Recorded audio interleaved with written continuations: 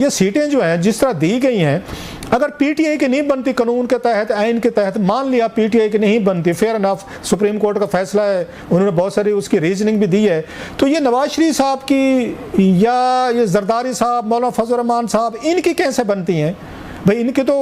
अगर इनकी जो सीटें बनती थी वो तो इनको मिल गई थी, इनकी जितनी भी बनती थी 8, 10, 20, 15 एक पार्टी को मिल गई थी, जो इनकी सीटें कौमी असम्बली में मिली थी उसके हिसाब से। तो मुझे जरा समझाया जाए कि जो सीटें आपकी हैं नहीं, अगर वो आज़ाद उम्मीदवार थे जिनके वोट पड़े हैं, तो उन आज़ाद उम्मीदवारों की जाके सीटें इनको कैसे दी जा सकती हैं? ये फैसला मेरी समझ में नहीं आया, ना इलेक्शन कमीशन का आया है, और अगर सुप्रीम कोर्ट ने भी कहा है तो मेरी अक्ल से बाला तार। फिर आपको दो काम करने चाहिए थे, फिर ज़रा यहाँ पीपल्स पार्टी, फिर नवाज लीग, फिर मौलाना फजल रहमान साहब ये थोड़ा सा करैक्टर दिखाते, सियासी करैक्टर दिखाते, इनकार कर देते कि भाई साहब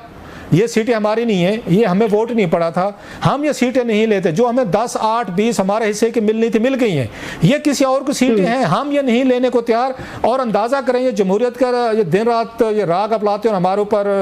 एहसान इन्होंने ठोका हुआ है कि हम जमहूरियत को चला रहे हैं। किसी एक पार्टी ने भी ये सीटें लेने से इनकार नहीं किया, और इलेक्शन कमीशन से पूछना चाहिए आप उनको सीटें उनकी कैसे दे सकते हैं जो उनकी हैं नहीं, उनका वोट ही नहीं है उनके पास। और दूसरी चीज़ ये है, मैं ज़ाती तौर पर, हो सकता है बहुत सारे ये नाराज़ हो जाएं,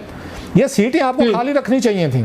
आपको सीटें एलोकेट ही नहीं रखी करनी चाहिए थी। अगर आप पीटीआई को सीटें नहीं दे रहे थे फॉर व्हाटएवर रीजन, अच्छा हुआ, बुरा हुआ, गलत हुआ, सही फैसला जो भी था, ये फिर सीटें खाली रहनी चाहिए थी। इन